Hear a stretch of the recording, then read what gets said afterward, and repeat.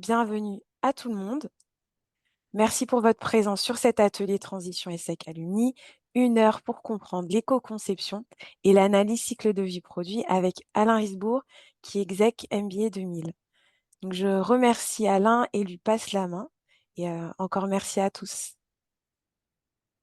Bonjour à toutes et tous, bienvenue. Je suis ravi en effet de pouvoir vous parler éco-conception et analyse de cycle de vie. Je vais partager mon écran.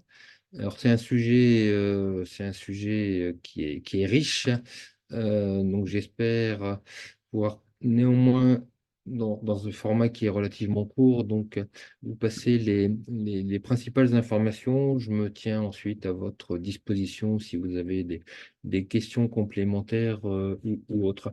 Je ne sais pas si vous voyez mon écran.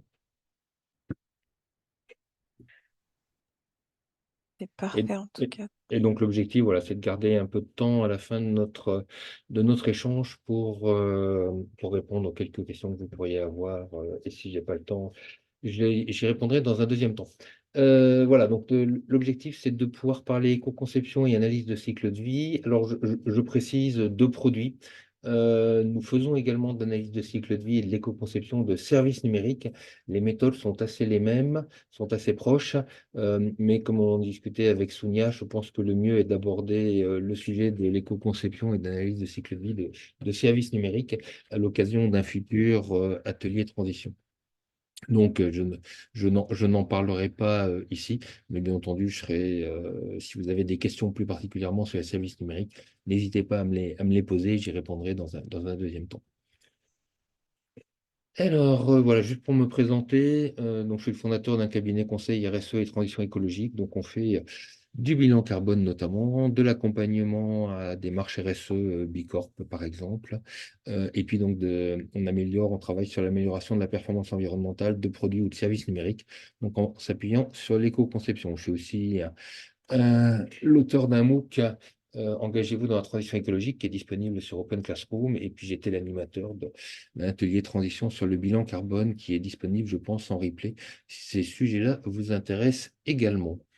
Voilà, donc notre agenda, on va commencer avec les raisons d'éco-concevoir, quelques principes généraux, quelques exemples de démarches d'éco-conception inspirantes, et puis ensuite, donc, sur le déploiement, le déroulé d'une démarche, deux mots sur l'analyse de cycle de vie, qui est une brique totalement importante donc, dans une démarche d'éco-conception, et puis deux mots, mais je ne suis pas sûr forcément que j'aurai beaucoup de temps, pour valoriser la démarche. Là aussi, ça fait partie, la communication sur la performance environnementale de ces produits fait partie donc de cette démarche d'éco-conception.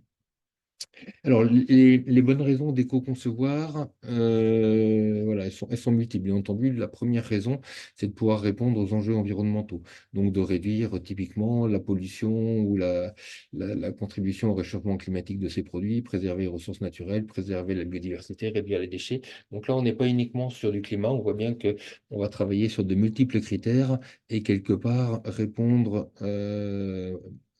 aux enjeux liés aux limites planétaires. Donc, pas uniquement typiquement le climat, mais également la biodiversité, les ressources naturelles, etc., etc. Un deuxième moteur, et l'un n'empêche pas l'autre, bien entendu, c'est répondre aux attentes des consommateurs, des clients et des collaborateurs. Il y a une enquête qui avait été faite sur les consommateurs. Plus de 2 tiers des consommateurs en France attendent de leur marque qu'elle soit éco-responsable. Alors, quand on dit éco-responsable, c'est pas le fait de s'afficher éco-responsable, mais de pas l'être. C'est véritablement des attentes, enfin, réconcilier, on disait, la communication est véritablement la démarche de l'entreprise. Performance économique, je redirai deux mots juste après, et puis répondre également à des besoins de réglementation, notamment la loi AGEC, anti-gaspillage et économie circulaire, une directive sur l'éco-conception donc, qui va sortir courant 2024, qui a été acceptée entre le Conseil européen, le Parlement et la Commission. Et puis également voilà, des problématiques d'affichage environnemental. Quelques mots sur les enjeux économiques liés à l'éco-conception. Donc, c'est rentable. Ça permet d'améliorer sa marge bénéficiaire. C'est une enquête qui avait été faite en 2014. Donc, ça permet d'améliorer son chiffre d'affaires, ça permet d'améliorer sa marge bénéficiaire, de réduire les coûts également liés au développement de nouveaux produits. Donc, les entreprises observent un impact positif. Et donc, non seulement c'est rentable, mais en plus, c'est accompagné financièrement. Notamment BPI France avec l'ADEME a lancé un dispositif qui s'appelle le DIAG Éco-Conception, donc qui permet de prendre en charge de 60 à 70% du coût d'un accompagnement. Et l'objectif de ce DIAG est véritablement de monter en compétence sur ces sujets d'éco-conception.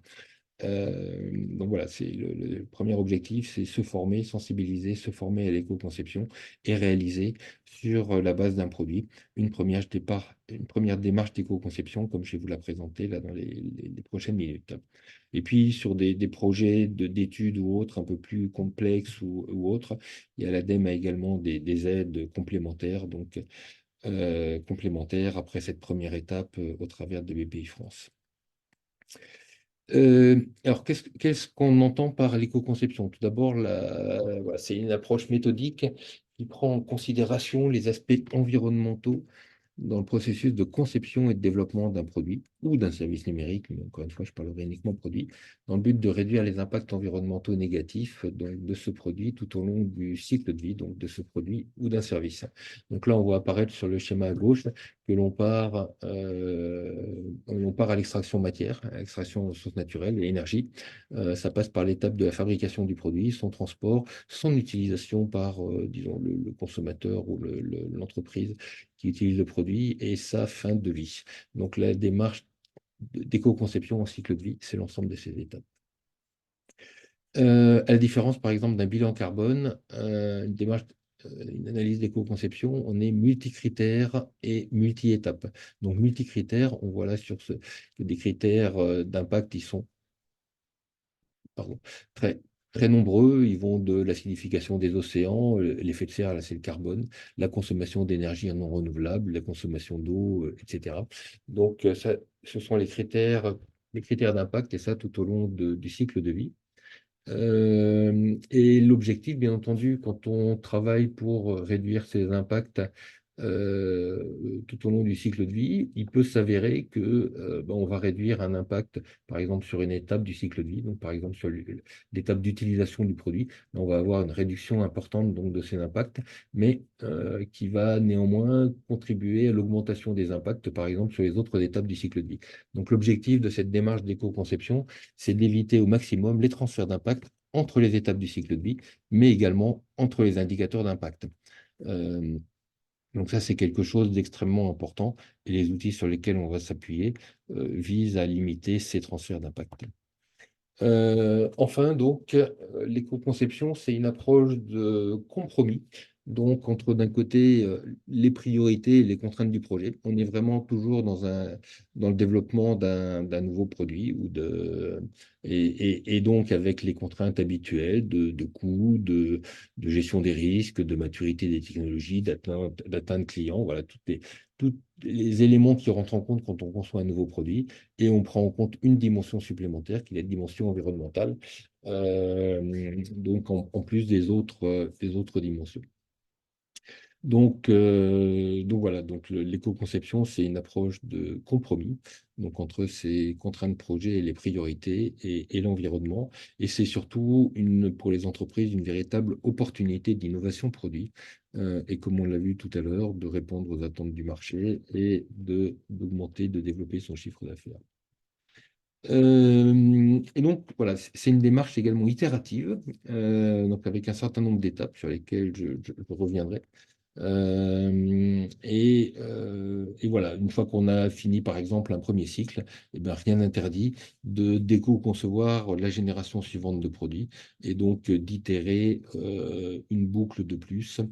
Voilà, donc les différentes étapes sur lesquelles je reviendrai, mais la première, c'est identifier les enjeux pour l'entreprise, choisir le produit, sur quel produit je vais appliquer ma démarche d'éco-conception. La deuxième étape ensuite est d'évaluer les impacts environnementaux donc, de ce produit. Donc là, on s'appuie sur l'analyse de cycle de vie. Et donc, en fonction des étapes du cycle de vie, on va voir quels sont les impacts pour chacun des critères d'impact. On va ensuite rentrer dans une démarche de recherche de pistes d'éco-conception. On va décider quelles sont les pistes que l'on va retenir ou celles que l'on ne va pas retenir. Donc, on va s'assurer que le produit éco-conçu est bien plus vertueux que le produit initial. Donc, les transferts d'impact ont été limités au strict minimum. Et enfin, la dernière étape, ça va être de mettre sur le marché et de communiquer sur la performance environnementale de ces nouveaux produits. La clé du succès, voilà, c'est que les gains, ils existent pour l'ensemble des acteurs de la chaîne de valeur. Donc, c'est les gains pour l'entreprise, hein, réduire les besoins en ressources matières ou en énergie, réduire les coûts, enfin réduire les impacts au niveau de la fabrication, réduire les impacts liés au transport. C'est également des gains en matière pour les clients, donc en matière d'utilisation peut-être consommation de moins de ressources pendant l'utilisation du produit en question. Et c'est également des gains, réduire les impacts pour les recycleurs. Là, c'est sur l'étape de fin de vie du produit. Il y a plusieurs niveaux d'éco-conception. Pour donner là un exemple sur l'éco-conception de la génération suivante de notre 4L. Le premier niveau donc d'éco-conception, ça va être d'améliorer le produit. Donc c'est toujours une 4L. Par contre, on aura peut-être réduit la matière, on aura peut-être réduit le nombre d'équipements dans notre voiture, on aura un peu amélioré le moteur. Donc on sera dans le premier niveau. Le niveau 2, c'est de passer de la 4L à la nouvelle 4L. Donc, on va totalement reconcevoir le produit, bien entendu en gardant un certain nombre d'éléments, pas uniquement la couleur, mais donc commun, ne serait-ce que pour que le client final le puisse retrouver dans cette nouvelle 4L, quelque part, les caractéristiques qui avaient fait la valeur de la première génération de voitures. Le troisième niveau, on va introduire des innovations en matière de fonction. Donc là, dans le cas de notre 4L, ça serait de faire une 4L électrique. Et puis enfin, le quatrième niveau d'éco-conception est le niveau 4, où là, on décide d'arrêter de vendre des 4L, mais on les met en location, en autopartage. L'avantage également pour le client final ou pour le fabricant, c'est de travailler sur la durabilité du produit qu'il met sur le marché. Parce que plus mon produit est durable, plus mon service de location, de mise à disposition de ma voiture va être profitable. Quelques exemples de démarches d'éco-conception inspirantes, on en trouve dans tous les domaines. Voilà, Decathlon est un acteur qui a beaucoup travaillé sur l'éco-conception. Là, on a l'exemple d'une doudoune qui a été éco-conçue. Vous avez les références en bas de page, je vous laisserai revenir dessus. Donc, en récupérant les supports. Dans le cas de Knock Factory, on est dans le domaine de l'upcycling, c'est-à-dire ils ont été récupérés des planches de surf, de ski, dans lesquelles ils ont été découpées, donc pour en faire des skateboards. Du côté de chez Léa Nature, les infusettes 100% compostables, bah, ça veut dire que l'ensemble des matériaux qui composent l'infusette de thé, donc par exemple, soit entièrement compostables. Donc par exemple, ils ont remplacé les agrafes pour accrocher le sachet de thé ou le sachet d'infusion à la petite cordelette, donc remplacer ça par un tissage avec un fil compostable. Ils sont assurés que le sachet voilà, soit également compostable, etc. Bref, plutôt que de jeter notre infusette après avoir fait notre infusion dans la poubelle grise, on peut la jeter dans le compost, la poubelle verte. Steelcase a fait un gros travail sur la reconception donc, de fauteuils de bureau. Là, vous avez un des modèles sur lesquels ils avaient travaillé. On voit bien qu'il n'y a plus de dossier. Enfin, si, il y a un dossier toujours, mais et donc une assise, mais qui comprend beaucoup moins de matière que les modèles traditionnels, pareil au niveau des bras. Donc, ils ont énormément gagné sur la matière, les ressources matières utilisées dans ces fauteuils, mais ils ont travaillé également sur la fin de vie. Donc, ces équipements sont démontables pour permettre donc en fin de vie le recyclage de chacun des éléments donc, qui ont permis de fabriquer ce fauteuil de bureau. Un autre exemple avec le lave-glace solide, voilà, plutôt que d'acheter un bidon avec du lave-glace, j'achète des dosettes, hein, comme c'est le cas par exemple dans les lave-vaisselle, et que je dilue dans de l'eau. Et ça me fait donc le lave-glace pour ma voiture. Un autre exemple donc avec Gobi donc qui a éco-conçu donc les gourdes de Gobi.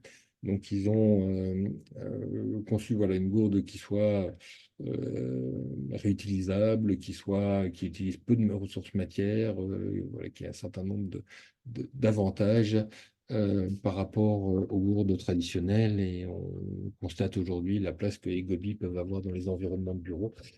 Peut-être chez vous, en tout cas, on en a quelques-unes chez nous.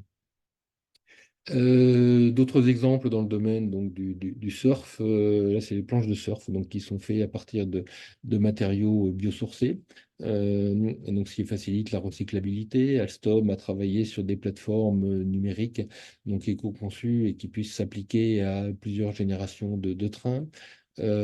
Forjadour a totalement réinventé le marché de la plancha et du barbecue. Ce ont été les premiers à mettre des planchas éco-conçus sur le marché. Tous leurs concurrents s'y sont mis dans un deuxième temps. Chez Michelin, on parlait tout à l'heure d'économie de la fonctionnalité. Eh bien, Michelin loue ses pneus plutôt que de les vendre. Il loue ses pneus donc, au kilomètre de roulage. Donc, on est typiquement dans une démarche d'éco-conception et d'économie de la fonctionnalité. Dans le même ordre d'idée, Kilouto a réinventé le marché des matériels de chantier pour le bâtiment donc en ne lançant que de la location, permettant ainsi aux entreprises d'arrêter d'acheter leurs équipements et donc de mutualiser ces équipements entre différentes entreprises de chantier. Nordac, vous avez peut-être vu ça dans des restaurants. Aujourd'hui, beaucoup de restaurants ne mettent plus sur la table des bouteilles en plastique avec de l'eau gazeuse.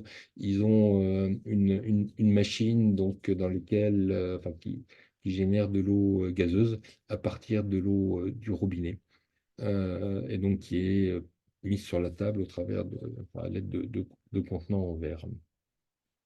Voilà quelques exemples, hein. Les exemples sont très nombreux. Je pourrais passer des heures à vous parler de ces démarches inspirantes. Aujourd'hui, il y a de plus en plus d'entreprises donc, qui sautent le pas, et notamment depuis qu'elles sont accompagnées par la BPI. Pour vous donner deux exemples de clients que nous, on accompagne une entreprise qui s'appelle Vandercraft, qui fabrique des exosquelettes pour permettre à des personnes paraplégiques de se déplacer en position debout. Donc voilà, donc ils ont décidé d'éco-concevoir leur prochaine génération d'exosquelettes.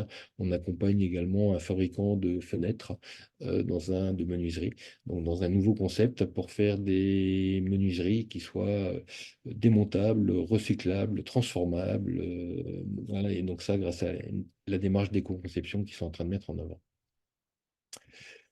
Alors, comment déployer cette démarche? Donc, la première étape, c'est celle de cadrer la démarche. Donc, ça va être d'identifier les enjeux pour l'entreprise. Pourquoi je veux éco-concevoir tel produit? Qu'est-ce que j'espère gagner là-dedans?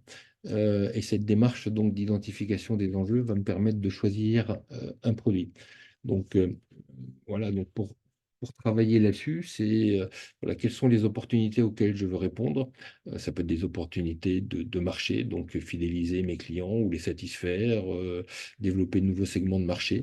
Ça peut être des opportunités en matière de coûts, notamment pour répondre aux attentes de mes clients en matière de prix. Ça peut être, je peux éco-concevoir pour répondre à la concurrence, améliorer mon positionnement sur le marché. Voilà, je vais pas vous détailler l'ensemble des opportunités auxquelles je peux vouloir répondre. Donc ça va m'aider à choisir tel projet. Et puis de la même façon, c'est est-ce que j'ai les capacités en interne pour pour pouvoir travailler sur l'éco-conception d'un produit donné? Est-ce que j'ai les compétences marketing pour ensuite me permettre enfin, de bien connaître le marché, les attentes du marché, et puis ensuite de pouvoir communiquer? Est-ce que j'ai les capacités d'un point de vue technologique pour améliorer changer les matériaux, par exemple, passer de métal à des matériaux composites. Est-ce que j'aurais, ou est-ce que je serais capable d'aller chercher la compétence pour travailler sur ces nouveaux matériaux? Donc voilà, donc en fonction de ces différents critères et de ceux que je vais retenir, je vais pouvoir décider de concevoir tel ou tel produit. La deuxième étape, donc comme je disais tout à l'heure, c'est d'évaluer la performance environnementale donc de la situation de référence, donc du produit de départ. C'est là où on va faire travailler sur une analyse de cycle de vie.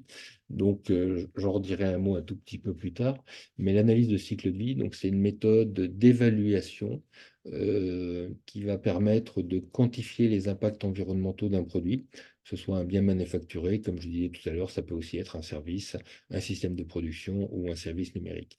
C'est une méthode qui est normalisée par l'ISO et c'est une méthode qui est composée de 4 étapes. Donc, pour faire l'analyse de cycle de vie d'un produit, la première étape, ça va être de définir les objectifs et le champ de l'étude. Notamment à cette étape-là, on va travailler sur ce que l'on appelle l'unité fonctionnelle. Parce que si demain je veux comparer mon produit de départ et le produit éco-conçu, il faut qu'elles partagent une même unité fonctionnelle. Donc, par exemple, une unité fonctionnelle pour une fenêtre, j'évoquais une menuiserie tout à l'heure, c'est le fait d'occulter une ouverture dans un mur, par exemple d'1 mètre carré, avec une ouverture et une fermeture chaque jour, et avec une durée de vie, donc, enfin, avec un temps, pendant un temps de quelques années. Et le choix de cette unité fonctionnelle me permettra de comparer la menuiserie de tel fabricant avec la menuiserie de tel autre fabricant, même si les deux produits ont des caractéristiques techniques différentes. Typiquement, les fenêtres, par exemple, en alu auront besoin de peu d'entretien. Donc les impacts sur la phase d'utilisation seront faibles. Les impacts sur la phase de fin de vie, le recyclage de l'aluminium, là aussi, seront faibles. Par contre, les impacts peut-être seront plus importants sur la phase d'extraction de ressources, surtout si mon aluminium il vient de Chine, donc d'un pays où l'électricité est extrêmement carbonée.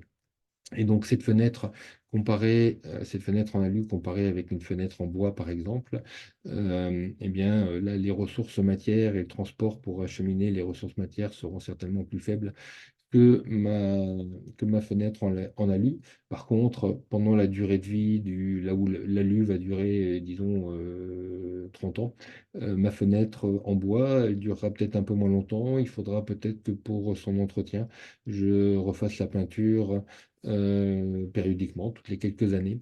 Voilà, donc le fait de choisir une unité fonctionnelle va me permettre de comparer des produits différents avec des caractéristiques techniques différentes. La deuxième étape de l'analyse de cycle de vie, c'est l'inventaire. Donc voilà, là, on va rentrer dans le process de fabrication, le procédé de fabrication du produit en question, les différentes étapes par lesquelles passe le produit depuis les extractions de ressources jusqu'à la fin de vie. La troisième étape, qui est celle de l'évaluation des impacts. Donc là, on va s'appuyer sur le logiciel d'ACV pour savoir quels sont les impacts en fonction des étapes, de chacune des étapes du cycle de vie. Et ensuite, la dernière étape donc, de cette analyse de cycle de vie, c'est l'interprétation des résultats. Euh, voilà les 4 étapes d'une analyse de cycle de vie. Je poursuis ma démarche d'éco-conception. Une fois que j'ai fait l'évaluation environnementale du produit, je vais rechercher des pistes d'éco-conception. Donc là, on va faire appel à de la créativité, on va impliquer dans la démarche des partenaires, des fournisseurs, parce que bien entendu, ils sont totalement partie prenante. Si par exemple, ils peuvent être partie prenante à la phase d'utilisation du produit ou à la phase de fin de vie ou à la fourniture de sous-éléments. Donc, c'est important de les impliquer également donc, dans cette démarche de recherche de pistes. Alors, il y a plusieurs méthodes pour rechercher, donc identifier ces pistes d'éco-conception. La première méthode, c'est le bon sens écologique. Alors, qu'est-ce qu'on appelle le bon sens écologique? Bah, par exemple, si mon objectif est de réduire, de réduire les impacts environnementaux d'un produit consommateurs entre guillemets, donc qui utilisent de l'eau, de l'énergie, des consommables. Donc par exemple, là, notre machine à café, elle consomme de l'eau, elle consomme de l'énergie, elle consomme des dosettes à café. Donc le bon sens écologique nous indique qu'il faut nous intéresser à la consommation, et ça sur la phase d'utilisation. Donc on va réduire les consommations d'électricité, par exemple, ou on va réduire la taille des dosettes, hein, par rapport à la quantité de café que l'on met pour faire un café, et ça par opposition à du café en grains, par exemple. Donc ça, c'est la première étape pour des produits consommateurs. euh, voilà, on peut partir dans cette direction-là, elle est plutôt bonne. Pour des produits qui ont une durée de vie, une courte durée de vie, donc qui vont être quelque part jetables, on va travailler sur le choix des matériaux, faire en sorte que nos matériaux soient peu impactants en phase de production, qu'ils soient recyclables. Donc on va par exemple travailler sur l'allègement du volume, sur l'origine des matériaux, sur les filières de recyclage. Là, on prend l'exemple d'une bouteille en PET de la marque Innocent, qui sont voilà, des flacons à usage unique. Et donc, dans leur démarche d'éco-conception, ils ont travaillé sur l'origine de la matière, sur le fait d'intégrer du recyclé, etc. Hop. Et puis, dans le cas de produits qui ont une longue durée de vie, si on veut réduire leurs impacts environnementaux, bien, le bon sens écologique nous dit qu'il faut allonger leur durée de vie. C'est typiquement l'exemple d'une machine à laver là, que le réparateur sur lequel il est en train d'intervenir. Donc, on va allonger la durée de vie, faciliter la réparabilité, augmenter la robustesse, avoir un produit modulable qui permettrait, par exemple, d'échanger un sous-système par un autre système. C'est l'exemple du Fairphone dans le domaine de la téléphonie, où on peut remplacer un circuit intégré ou un écran si par exemple l'écran est cassé, pour remplacer l'écran facilement par un écran neuf. Voilà, mais ça peut aussi passer par la multifonctionnalité. Plutôt que de vendre à la fois un appareil photo numérique et un téléphone, eh bien, je fais un iPhone ou un smartphone qui est un téléphone, mais qui a également des fonctionnalités d'appareil photo. Et ça peut être également de travailler sur le juste et nécessaire, donc sans fioriture inutile ou faiblement utile. Et bien entendu, voilà, l'éco-conception, le bon sens écologique, et c'est surtout, n'oublions pas, hein, qu'on soit un produit pour répondre à des attentes des consommateurs. Donc, il ne faut pas oublier, bien entendu, de répondre à ces attentes de consommateurs. Notre machine à laver, elle doit laver du linge. Notre machine à dosette, elle doit faire du café, etc. La deuxième technique que l'on peut utiliser donc, en matière d'idéation, c'est ce qu'on appelle la route brisée. Donc la route brisée, c'est on va parcourir ces différents domaines. Donc par exemple, on va commencer par travailler sur la sélection, l'approvisionnement de matériaux aux moindres impacts environnementaux. Donc là, on va plutôt travailler sur l'extraction de ressources matières, sur est-ce que je pourrais prendre de la matière recyclée? Est-ce que je pourrais prendre, je reprenais l'exemple de ma fenêtre en aluminium tout à l'heure, plutôt que d'acheter mon aluminium en Chine où l'électricité est très carbonée, et on sait que la fabrication d'aluminium est très consommatrice d'électricité, ben, j'irai peut-être chercher mon aluminium au Canada, où au contraire, l'électricité est très décarbonée, et donc l'aluminium canadien a des impacts environnementaux bien moindres que l'aluminium chinois. La deuxième étape, enfin, deuxième domaine dans lequel on va explorer le champ des possibles, ça va être sur la réduction de la quantité de matière, ça va être ensuite sur l'optimisation des techniques de production, ça va être sur de travailler sur la logistique, de réduire les impacts sur la phase d'utilisation. Donc voilà, on parcourt l'ensemble des étapes, travailler sur la durée de vie, travailler sur la fin de vie. Et dernière étape donc, dans cette route brisée, c'est de penser, de réfléchir à des nouveaux concepts. Et là, on peut ouvrir par exemple sur l'économie de la fonctionnalité. Donc voilà, donc, au travers d'un outil tel que la route brisée, on va explorer le champ des possibles en matière de reconception ou d'éco-conception de notre produit pour en réduire les impacts. Dernière méthode, enfin, c'est ce qu'on appelle les 5 R. Donc là, on a alors c'est pas les 5 R du recyclage, hein, c'est les 5 R de l'éco-conception. Donc, le premier R, c'est de réduire, optimiser les quantités, réduire le nombre d'étapes de transformation, donc le process industriel, réduire les distances, revenir au juste nécessaire. Le deuxième axe que je vais explorer, c'est la réutilisation. Donc, mais derrière, réutiliser, c'est recharger, c'est réparer. Comment je vais pouvoir augmenter la durabilité de mon produit. Comment je vais pouvoir réutiliser la matière en fin de vie. Le troisième R, c'est autour donc du désassemblage. Voilà, je travaille sur la fin de vie. Comment je vais pouvoir démonter, désassembler mon produit. Comment je vais pouvoir ensuite orienter chacun des composants qui composaient ce produit vers les filières de recyclage ou de réemploi adaptés. Le quatrième de mes R est de travailler sur des nouveaux concepts, des nouveaux usages, des nouveaux produits. Donc, c'est le R de repenser. Et enfin, le dernier R est celui de l'information ou de la communication sur les bonnes pratiques, par exemple, auprès de mes consommateurs. Donc, c'est le R de renseigner comment je vais sensibiliser mes clients euh, pour optimiser, euh, pour optimiser l'utilisation de leurs produits et réduire les impacts. Par exemple, ça va être de dire, eh bien, ma machine à laver, plutôt que de laver le linge à 90 degrés, vous pouvez le laver à 60 degrés. Et je vais bien entendu réduire d'autant la consommation énergétique liée à un cycle de lavage. Voilà donc les 5 R de l'éco-conception. L'étape suivante donc, dans notre démarche d'éco-conception, c'est la prise de décision. Donc maintenant que j'ai exploré toutes ces pistes d'éco-conception, lesquelles je vais retenir, lesquelles sont faisables, lesquelles pour quel coût. Donc là, quelques exemples de critères de décision. Qu'est-ce que je vais privilégier donc dans le choix de telle ou telle piste? Est-ce que je vais plutôt privilégier le délai de fabrication? Est-ce que je vais plutôt privilégier l'esthétique du produit? Est-ce que je vais plutôt privilégier la performance technique du produit, le respect d'une réglementation, ou le potentiel de réduction d'impacts environnementaux? Donc, on va placer ces différents critères par ordre de préférence et c'est en fonction de cet ordre de préférence que je vais pouvoir choisir et retenir telle ou telle piste d'éco-conception à laquelle nous aurions pu penser lors de l'étape précédente. Étape suivante, ça va être de m'assurer que le produit éco-conçu est bien euh, plus performant environnementalement parlant que le produit de départ.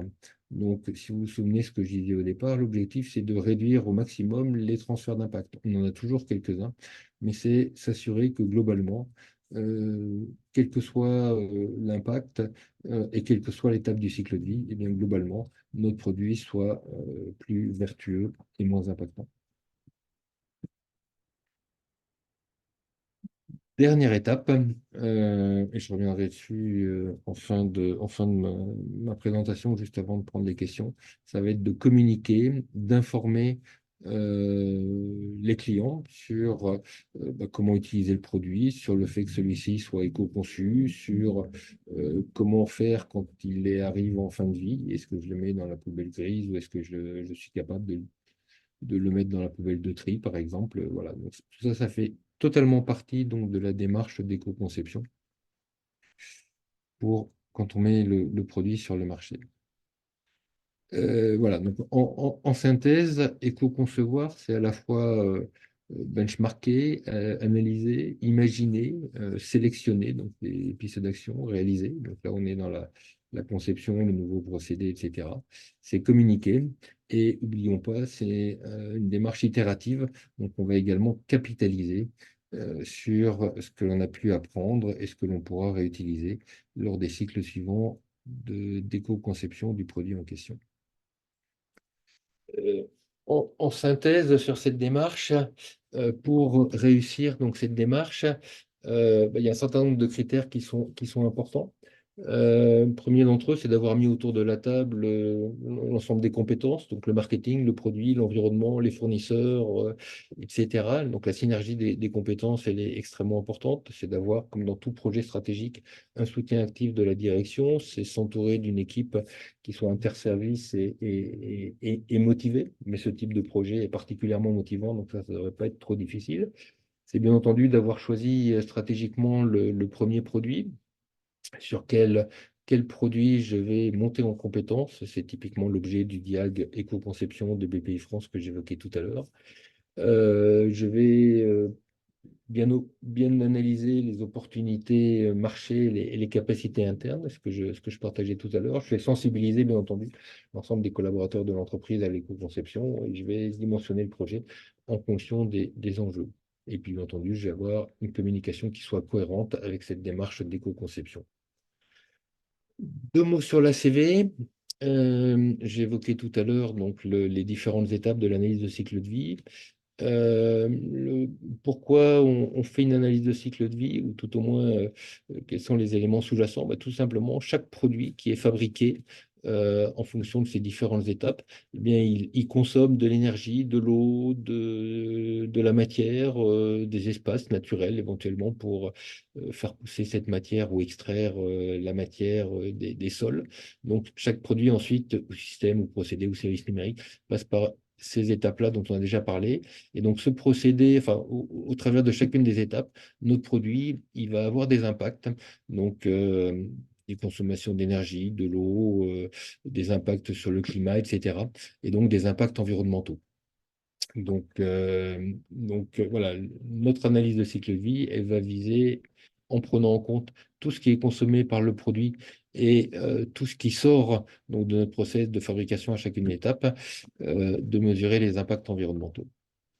Donc je reviens juste sur une définition de l'ACV, donc une méthode qui permet de quantifier les impacts environnementaux d'un produit, et ça en tenant en compte l'analyse complète du cycle de vie du produit. Ça, c'est une approche que l'on appelle du berceau à la tombe, cradle to wave. Donc, on part de l'extraction des ressources matières jusqu'à la fin de vie du produit. Mais il y a d'autres approches, notamment il y a cradle to gate. Donc là, on s'intéresse de l'extraction de ressources matières jusqu'à la sortie de l'usine. Et ça permet, par exemple, pour le client du produit en question, de savoir quels sont les impacts liés au produit qu'il achète. Donc, ça n'intègre pas, quand on est en cradle to gate, on n'intègre pas les impacts liés à l'utilisation du produit, liés à la fin de vie, par exemple.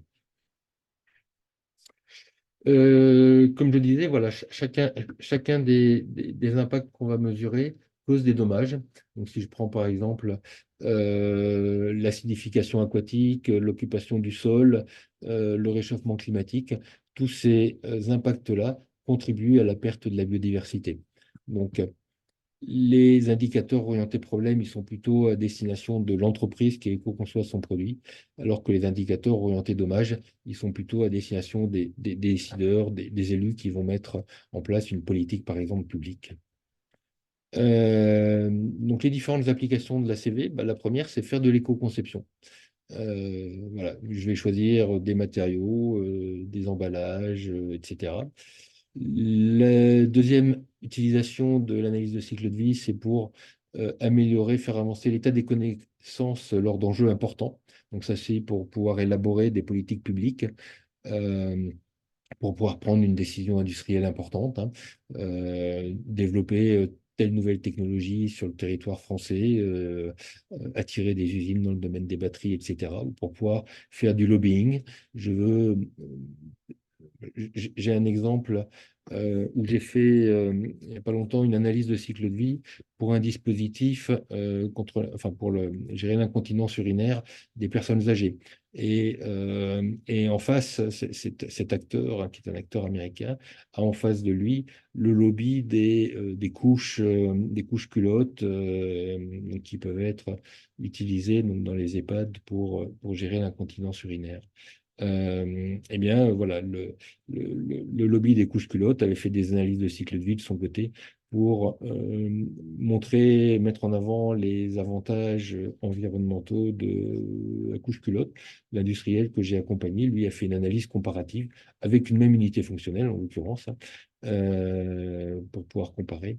Et mettre sur le marché un produit sur lequel ils communiqueront comme quoi il est bien moins impactant que la couche jetable.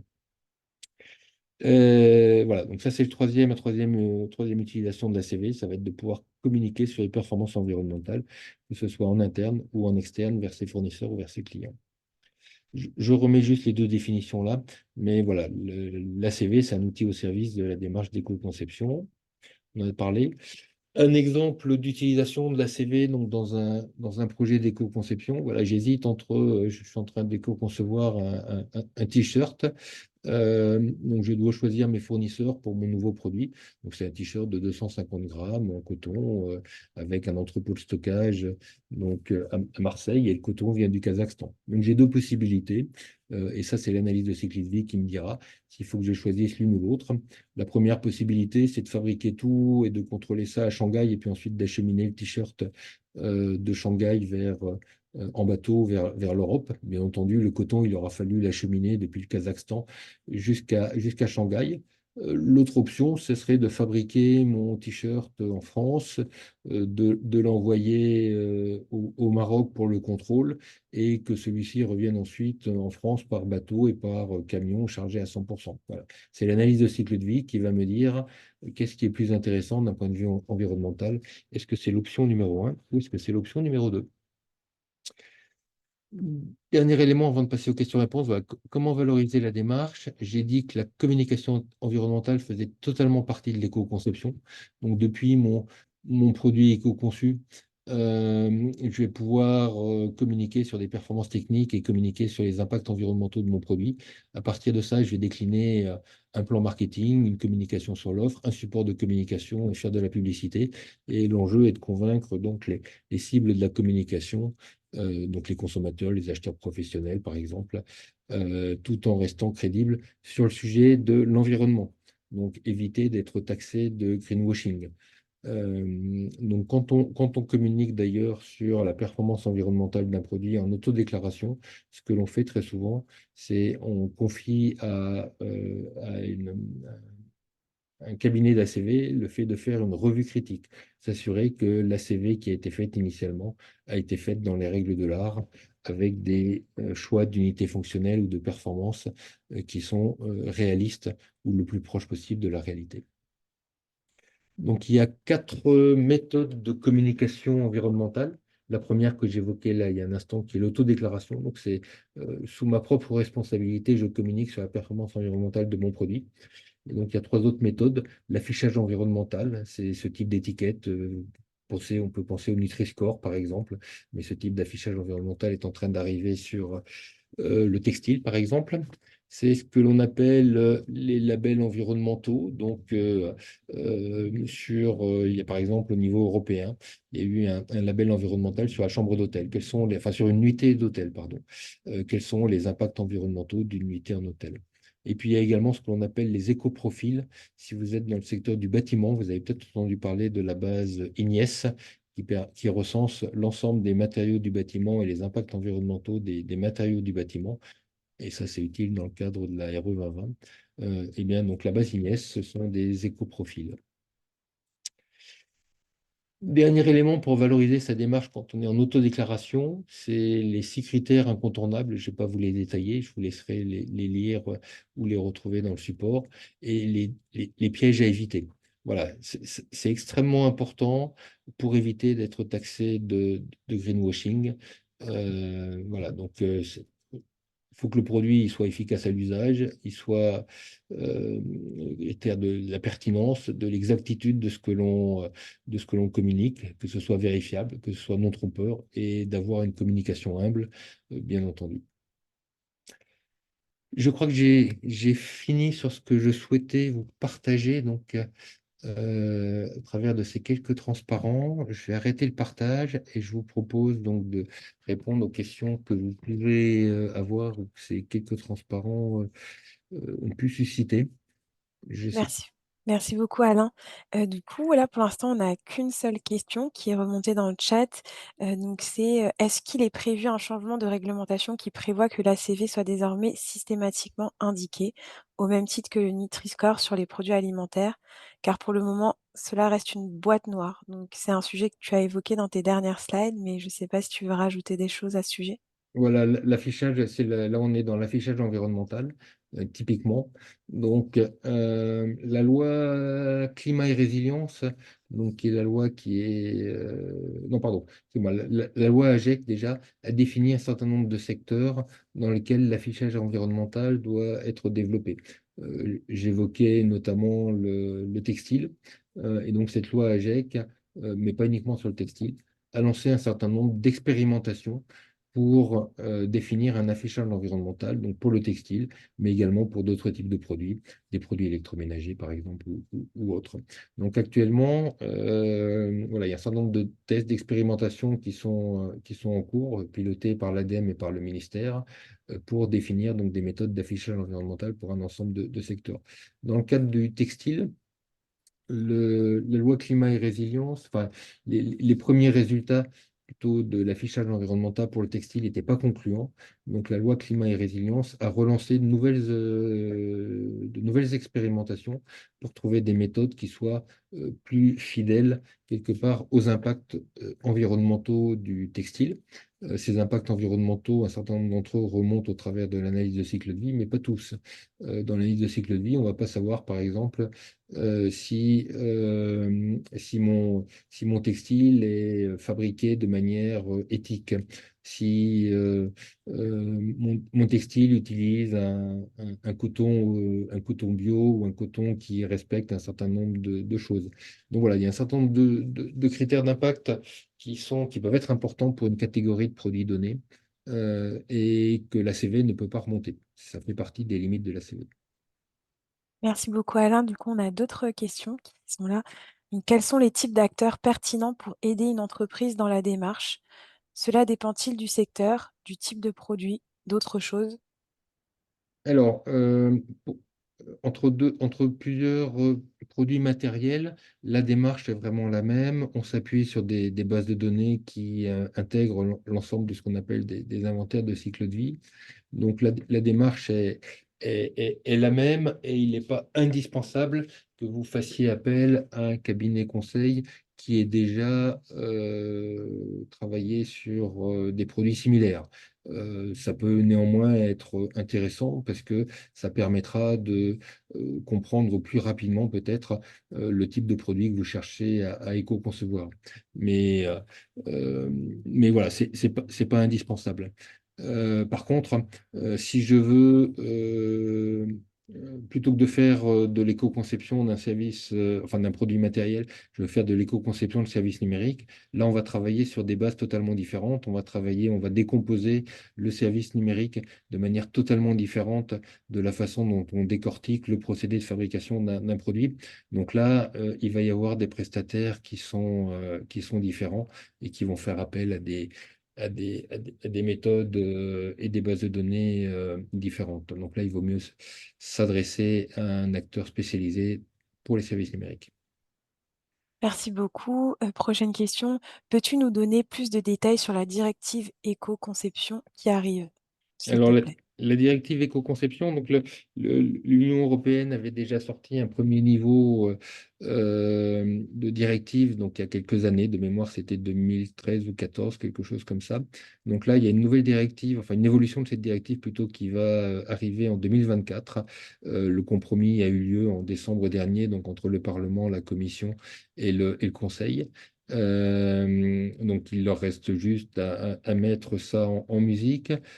En simplifiant, cette nouvelle directive reprend très fortement ce que l'on a pu mettre, nous, en France, dans la loi AGEC.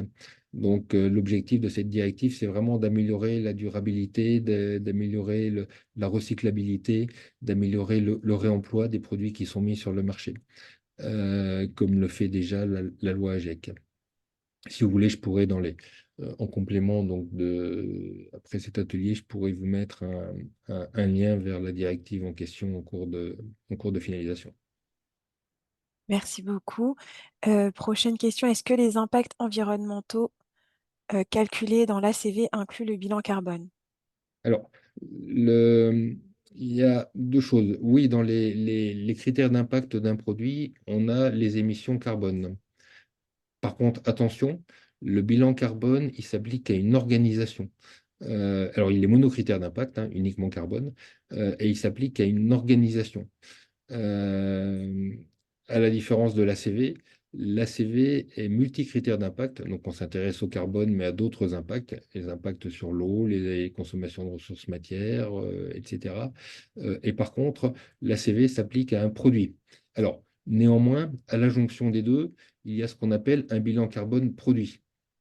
Qu'est-ce que c'est qu'un bilan carbone produit? C'est ni plus ni moins une analyse de cycle de vie mono-impact, en l'occurrence uniquement sur le carbone.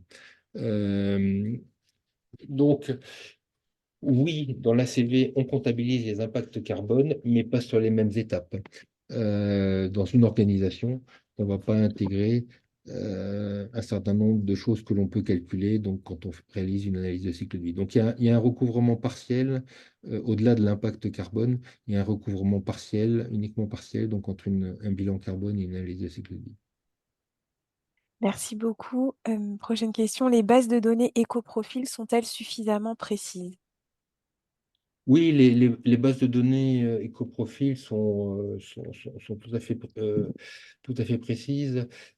Si on prend l'exemple de la base IGNES, associé à cette base IGNES, il y a un règlement dans le processus de rédaction d'une FDES, d'une fiche de déclaration environnementale et sanitaire, donc qui va intégrer cette base IGNES. Il y a un processus de vérification par un vérificateur habilité IGNES. Donc oui, oui, les écoprofils sont particulièrement détaillés et derrière, il y a le processus qui s'assure que les produits de la base IMIES soient par exemple comparables entre eux. Parfait, merci.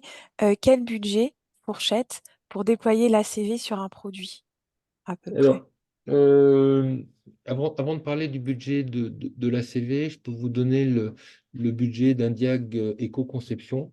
Donc, le diag éco-conception, c'est 18 jours de travail. La prestation, enfin, le prix de la prestation est imposé par BPI France.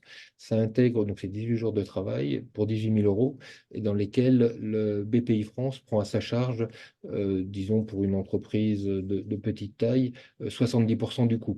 Donc, c'est un reste à charge, un diag éco-conception est un reste à charge de 5 400 ou 7 200 € en fonction de la taille de l'entreprise. L'objectif, la finalité d'un diag éco-conception est véritablement de monter en compétence sur ces sujets d'éco-conception. Et donc, dans ce diag, il y a une première étape qui est une étape de sensibilisation qui soit la plus large possible sur ces thématiques d'éco-conception. Et ensuite, une étape donc c'est un peu ce que j'ai fait là aujourd'hui, sensibilisation, en allant un peu plus loin. Il y a une étape de formation à l'éco-conception et analyse de cycle de vie. Il y a une première ACV. Il y a ensuite tout le processus d'idéation, de choix des pistes d'éco-conception. Donc voilà ce qu'il y a dans dans ce diag éco-conception. L'objectif véritablement, c'est qu'à la fin de ce diag, donc en ayant fait la CV du produit de départ et pensé le nouveau produit, l'entreprise puisse être autonome dans cette démarche d'éco-conception et puisse la reproduire sur d'autres produits. Une analyse de cycle de vie, stricto sensu, bah c'est un peu moins que ça. Ça va dépendre de la complexité du produit, mais on va être entre 5 et 10 000 €. Donc c'est en gros sur les mêmes bases de prix que le diag éco-conception après la prise en charge par la BPI. Merci beaucoup, Alain. Une question sur quelles sont les principales difficultés rencontrées dans le cadre de mission démarche ACV? Alors je ne sais pas si c'est pour le cabinet conseil qui fait la CV ou si c'est pour le client.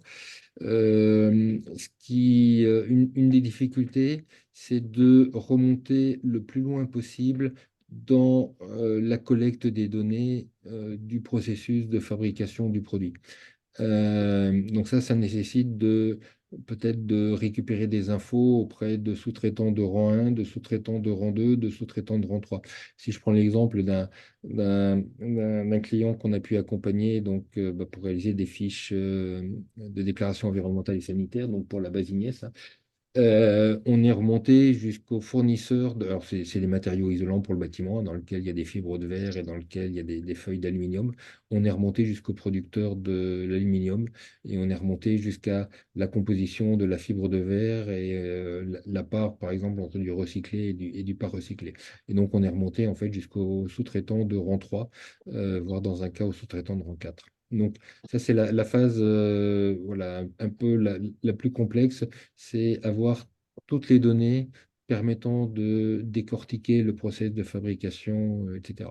Sur les phases suivantes d'utilisation, de transport, de fin de vie, c'est beaucoup plus facile que sur la phase d'extraction de ressources matières et de fabrication du produit. Et une autre question, est-ce que vous accompagnez aussi le développement et la fabrication de produits éco-conçus? Alors, le développement, oui. La fabrication, en tout cas, pas nous. Il peut y avoir des acteurs sur le marché qui vont, à partir donc du produit, enfin de la conception du produit, vont industrialiser le procédé ou vont vous aider à industrialiser le procédé pour fabriquer le produit en question. Merci. Donc, il nous reste 2 minutes. On a une dernière question, comme on a un petit peu de temps. Est-ce qu'il y aurait un exemple d'ACV appliqué au service numérique? Alors, un exemple d'ACV appliqué au service numérique, alors ça fera plutôt l'objet d'un prochain atelier transition. Alors, je ne sais pas ce qu'on appelle un exemple en tant que tel. Mais voilà, les clients que l'on peut accompagner dans ce domaine-là, on commence par décortiquer le service numérique en question. Donc on part depuis, par exemple, on a accompagné un client qui fait des logiciels d'antifraude bancaire. On est parti du téléconseiller. Qui est face à son ordinateur, qui a un interlocuteur au téléphone qui lui donne son numéro de carte bancaire. Et donc, notre téléconseiller, il va saisir des données dans son ordinateur. Ces données-là, elles vont aller interroger une base de données quelque part, elles vont aller rebondir sur un serveur dans le cloud, etc., avant de revenir vers notre téléconseiller et d'afficher les résultats du scoring du client en question. Donc, dans le cadre d'une ACV de service numérique, on va décortiquer l'ensemble de ces étapes pour être capable de connaître justement les impacts de chacune de ces étapes en fonction notamment de l'infrastructure logicielle et matérielle qui supporte cet acte métier. Parfait. Ben, merci beaucoup, Alain. On est pile à l'heure, il est 13h30. Donc, si ça vous dérange pas, je vous propose peut-être de faire de mettre vos vidéos, vos caméras, qu'on fasse une petite photo. Et, euh, et vraiment un grand merci, Alain. Donc, on vous tiendra informé de la suite et d'éventuellement donc un atelier transition qui fera plus le focus sur les services numériques notamment. Et je vous partagerai donc par mail un les ressources, le replay et puis les liens des différents événements. Donc n'hésitez pas si vous aviez d'autres questions. Alain, est-ce que tu veux peut-être dire un petit mot de fin? Bah moi, je vous invite vraiment voilà, à vous pencher sur ces sujets-là, ne serait-ce que pour les raisons que je donnais au tout début, donc qui sont des raisons environnementales, qui sont des réponses, qui sont des raisons de réponse aux attentes de vos clients ou du marché, qui sont des raisons de respect de la réglementation. Et enfin, comme je disais, qui sont également le fait que l'éco-conception, c'est quelque chose qui contribue au développement du business, donc l'augmentation du chiffre d'affaires d'un côté, la réduction des coûts de fabrication de l'autre côté. Parfait. Un grand merci, Alain. Je vous souhaite une bonne après-midi et je vous dis à très bientôt. À très Merci bientôt, bon beaucoup. après-midi.